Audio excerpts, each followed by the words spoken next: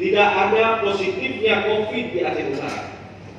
Apakah dengan kewenangan khusus yang diberikan kepada pemerintah Aceh, karena Aceh diberikan kewenangan berdasarkan Undang-Undang Republik Indonesia Nomor 11 Tahun 2006 yang mengatur tentang pemerintahan Aceh, apakah kita tidak bisa menyampaikan ke mereka di pusat?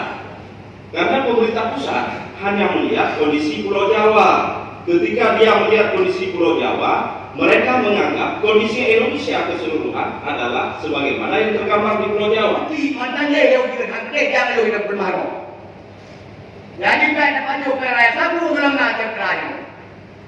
Yang dapat aturan ini aturan itu aturan yang Tuhan kita hadis. Barangkali dari upaya kerja upaya kenapa dia sih? Bukan hanya jangan lagi. Jadi lagi orang kita cara mungkin orang kita orang betul ini kue ini bukan yang besar langsung yang besar memang ini. Terima kasih doa. Musyawarah kita rapat kita tadi kan tidak ada indikator, tidak indikator yang selama ini memang di Aceh Utara bisa diklaim sebagai zona merah. Karena kan secara bersama kita lihat kan nggak ada yang PDP, yang positif corona nggak ada. Kemudian di Lok Sumawe yang Direktur Arun ya kan, Direktur Arun itu kan cuma di orang Lok Sumawe. Jadi selama ini kan yang terjangkit positif corona di Aceh Utara nggak ada. Selama 3 bulan 3 bulan ini nggak ada lah yang masyarakat Aceh Utara yang terjangkit. Dan yang